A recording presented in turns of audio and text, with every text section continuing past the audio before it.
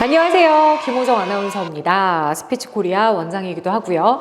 굉장히 오랜만에 여러분을 만나는 것 같거든요. 그동안은 저희 학원 학생들이 방송 만들고 우리 창은쌤이 등장해서 설명해주고 하면서 제 방송이 한 2달 동안인가 쉬었던 것 같아요. 그동안 KBS 공채도 있었고 포항 공채도 있었고 하다 보니까 너무나도 많은 수업으로 인해서 여러분에게 조금 소홀했던 점 이해해 주시기 바랍니다. 그래도 오늘 여러분들 만난다고 제가 머리도 오늘 새롭게 해봤거든요. 그동안 머리가 어마어마하게 길었어요. 그래서 푸르고 나오기에는 너무 지저분해 보이는 것 같아서 머리를 좀 올렸는데 스타일업 원장님께서 저한테 아이돌처럼 해주시겠다며 이 가시머리를 오늘 좀 해주셨어요. 박수.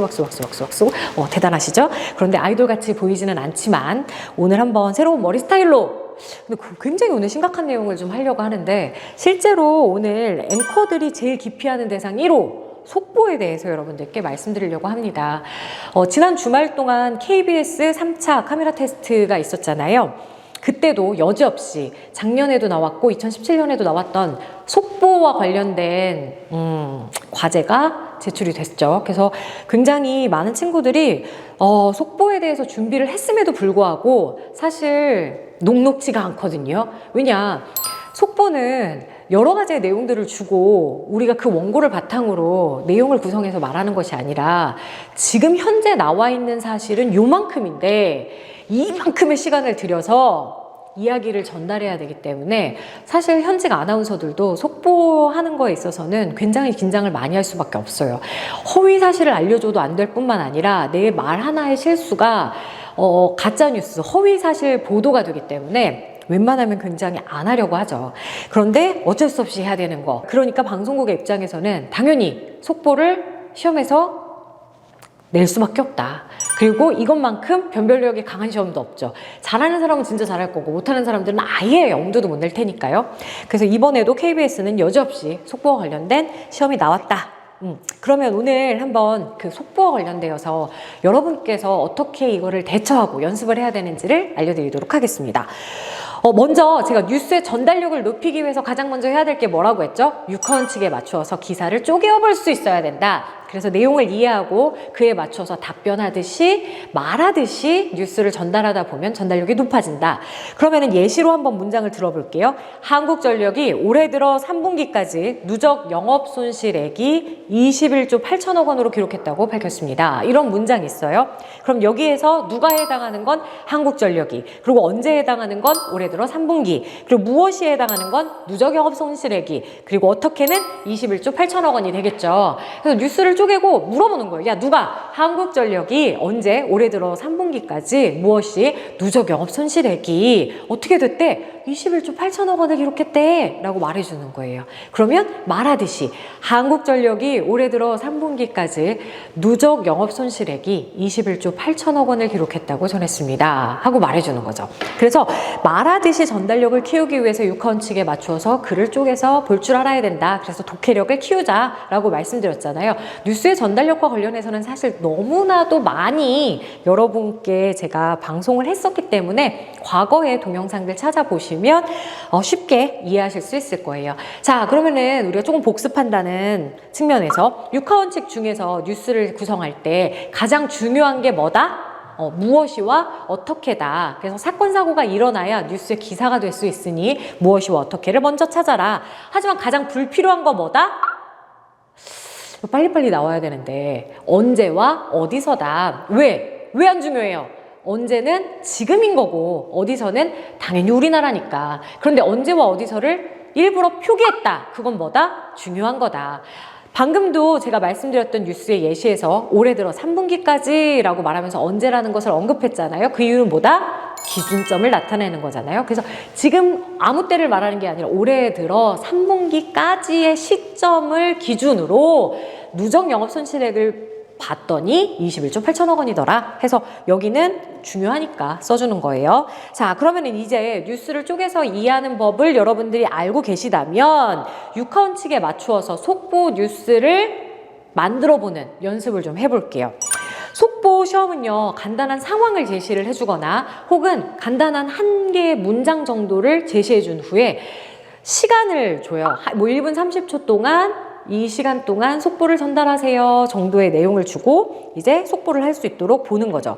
그런데 주어진 문장을 계속해서 반복적으로 말을 했다? 이 정도는 사실 뉴스 시험에서 떨어지는 거예요. 점수를 받을 수가 없죠. 왜냐면 내가 주어진 문장 그냥 앵무새처럼 읽었다. 이걸 뭘 보려고 시험을 받겠어요. 이런 목소리 테스트지. 이거 아니라 상황을 주어졌다면 그 상황과 관련되어서 내가 기본적으로 아나운서들은 시사상식이 풍부해야 된다고 했잖아요. 그런 시사상식과 관련해서 과거의 경험과 비교의 이야기를 한다거나 내 경험을 말하는 거 아니에요. 우리나라가 겪었던 경험들의 사실을 말하는 거예요.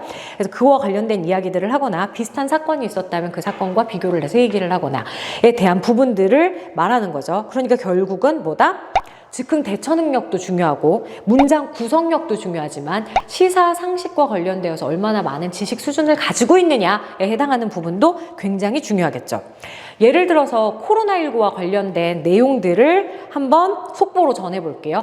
말하자면 코로나19 확진자 수가 오늘 오후 4시 현재 시간이 제시됐다라는 거 지금 현재지만 중요하다라는 거죠. 왜냐? 코로나19는 항상 자정을 기준으로 집계를 하는데 오늘 4시밖에 안 됐는데 벌써 코로나19 확진자 수가 20만 명이래. 20만 명.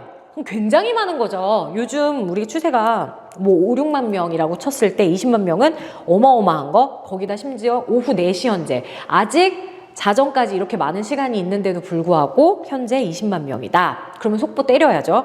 그런데 이렇게 관련해서 중대본이 긴급 브리핑을 열 예정인데 4시 1분 30초에 있을 예정이다. 그러니까 1분 30초 동안 내가 속보를 전해야 된다라는 얘기겠죠. 자, 그러면 이거와 관련돼서 속보를 어떻게 만드시겠어요? 우선 주어진 문장이 있으니 코로나19 확진자 수가 오늘 오후 4시 현재 20만 명으로 집계됐습니다.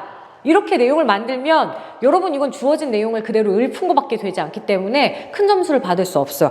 여기에서 우선 뭐 한다? 첫 번째, 먼저 리드 문장을 뽑는다. 언제 어디서 누가 무엇을 어떻게 왜 육헌칙에 맞추어서 내용 만들기. 어제 우리가 코로나19 확진자 수를 알고 있다면 6만 5천 명이다 라고 한다면 어제 코로나19 확진자 수 자정을 기준으로 집계한 결과 6만 5천 명 가량인 거에 비해 오늘 오후 4시 현재 코로나19 확진자 수가 20만 명으로 집계되며 큰 폭으로 증가하고 있는 것으로 나타났습니다. 라고 뉴스 리드 문장을 뽑아낼 수 있겠죠. 그 다음 두 번째 문장부터는 뭐예요? 이와 관련해서 상세 설명이 들어가야 되는데 부연 설명으로 왜와 관련된 내용이 들어올 수도 있어요. 혹은 관련해서 1차, 2차, 3차 팬데믹이 일어났었던 이유들이 있었잖아요. 그거와 현재 상황을 비교해서 말할 수도 있겠죠. 그래서 과거에 우리나라에서 객관적으로 있었던 사건, 사고에 대한 근거를 제시하면서 객관적인 자료로 여러분들이 설명을 할 수 있어요. 그 다음에 세 번째 여러분들이 할 수 있는 게 뭐다? 당부의 말씀이죠. 당부의 말씀 정도는 여러분이 꼭 시사상식이 있어야 할 수 있는 건 아니니까 제일 쉽게 접근할 수 있는 방법이기도 하겠죠. 당부 뭐예요? 코로나19 확진이 되지 않기 위해, 예방하기 위해서 손을 자주 씻어라. 마스크 꼭 착용해줘라. 우리가 야외에서는 현재 마스크 착용이 해제되어 있는 상황이지만 실내에서는 마스크를 꼭 써야 되잖아요. 그래서 마스크 착용해라 라고 말해주는 거, 이러한 것들이 이제 당부의 내용이 되겠죠. 코로나19 관련해서도 속보가 나올 수 있지만 가장 흔한 것은 사실 날씨와 관련된 속보예요. 그러니까 여러분들이 연습을 하실 때, 친구들과 스터디를 하실 때 가장 최근에 있었던 일들부터 시작해서 속보를 전해보는 연습을 하시는 것도 굉장히 좋고요. 날씨와 관련해서는 가장 쉽게 나올 수 있으니 날씨는 그냥 아예 멘트를 만들어 놓으시는 것도 방법이에요. 예를 들어서 태풍이 온다 라고 하면 우리가 당부할 수 있는 말씀 뭐 있죠? 태풍이 오면 바람이 세게 부니까 당연히 시설물 관리에 유의해라. 그리고 비가 함께 동반하는 경우들이 많으니 당연히 저지대 침수 피해 유의해라. 그리고 조업하시는 분들 기상정보에 계속 귀를 기울여 달라. 그리고 비가 많이 오고 태풍이 불어서 바람이 막 많이 불면 항공, 운항에 차질이 생길 테니 정보에 계속해서 끊임없이 확인하셔라 하는 방법들 얘기할 수 있겠죠. 마찬가지로 폭설도 마찬가지예요. 그러니까 날씨와 관련된 정보 관련해서 내용들 숙지해 두시고 속보 연습하시면 좋을 것 같아요.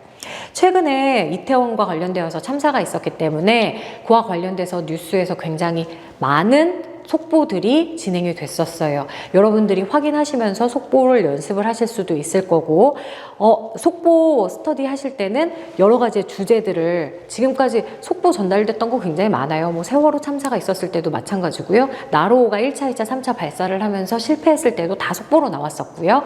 그러니까 사건, 사고가 일어났는데 우리가 무엇인가 기대하고 바랬던 점, 혹은 예상하지 못했던 일들, 지금 요즘 지진과 관련해서도 계속 기상적으로 문제가 되고 있죠. 싱크홀 마찬가지죠. 그래서 그런 내용들을 예를 들어서 시험에서 출제를 한다라고 생각하고 모의로 속보 테스트를 해보셔도 되고요. 마찬가지로 처음에는 즉흥적으로 해보세요. 그리고 두 번째는 자료 찾아가면서 원고를 한번 만들어 보세요. 그 대신 원고를 만들었다고 해서 원고를 보면서 읽으시면 절대 안 돼요. 그리고 세 번째는 녹화한 영상 보시면서 내가 같은 단어를 반복해서 사용하고 있지 않은지를 확인하세요. 만약에 같은 단어를 자꾸 사용을 하고 있다면 같은 의미의 다른 단어는 어떻게 쓸 수 있을지 어휘력을 늘리시는 연습을 하셔야 속보에 유리하게 여러분들이 시험을 보실 수 있어요.